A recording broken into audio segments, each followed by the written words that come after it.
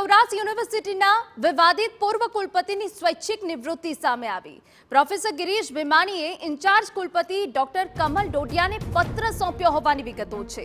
વર્ષ 2027માં નિવૃત્ત થતા હોવા છતાં સ્વૈચ્છિક નિવૃત્તિની જાહેરાત કરી હોવાની વિગતો સામે આવી રહી છે।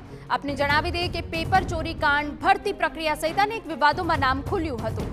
નાગેડી સ્વામિનારાયણ ગુરુકુળ પેપર ચોરી કાંડમાં પ્રોફેસર ફસાયા હતા। પેપર ચોરી કાંડ, ધારી બોગસ કોલેજ કૌભાંડમાં પણ નામ ખુલ્યું હતું।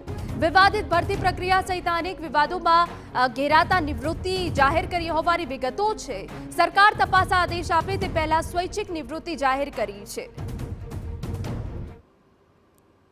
અમારા સંવાદદાતા મોહિત ભટ્ટ વધુ વિગતે વાત કરવા જોડાયા છે। મોહિત, પૂર્વ કુલપતિની સ્વૈચ્છિક નિવૃત્તિ સામે આવી છે, કયા કારણો આપ જોઈ રહ્યા છો? હિના, જે સૌરાષ્ટ્ર યુનિવર્સિટીના પૂર્વ કુલપતિ પ્રોફેસર ગિરીશ ભીમાણી છે, તેઓ 2027માં નિવૃત્ત થવાના હતા, પરંતુ અચાનક જ તેમને જે હાલના જે ઇન્ચાર્જ કુલપતિ કમલ ડોડિયા છે, તેમને પોતાની સ્વૈચ્છિક નિવૃત્તિનો પત્ર છે તે આપ્યો હોવાની વિગતો છે તે સામે આવી છે। ગિરીશ ભીમાણી છે તે ભૂતકાળમાં, એટલે કે જ્યારે તેઓ જે કુલપતિ પદે હતા ત્યારે તેમને અનેક વિવાદો છે તેમના સામે આવ્યા હતા। સ્વામિનારાયણ ગુરુકુળનો વિવાદ છે તે સામે આવ્યો હતો।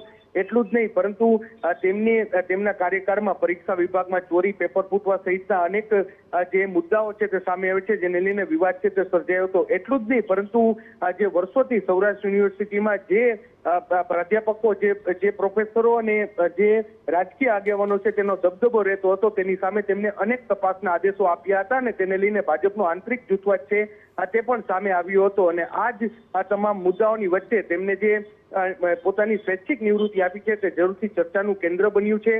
એવી પણ જે ચર્ચાઓ સૌરાષ્ટ્ર યુનિવર્સિટીમાં થઈ શકી છે કે તેમના દ્વારા જે કેટલાક નિર્ણયો લેવામાં આવ્યા તે નિયમોથી પર રહીને નિર્ણયો લેવામાં આવ્યા હતા અને તેને લઈને તેની સામે તપાસ પણ થઈ શકે તેવી શક્યતાઓ હતી અને તેની વચ્ચે તેમને આ સ્વૈચ્છિક નિવૃત્તિ આપી હોવાનું અત્યારે ચર્ચાઈ રહ્યું છે। જી હિના। બિલકુલ, આભાર મોહિત। તો પેપર ચોરી કાંડ હોય, બોગસ કોલેજ કૌભાંડમાં નામ સામે આવ્યું હતું અને તે બાદ હવે સરકાર તપાસ આદેશ આપે તે પહેલા સ્વૈચ્છિક નિવૃત્તિ જાહેર કરી છે।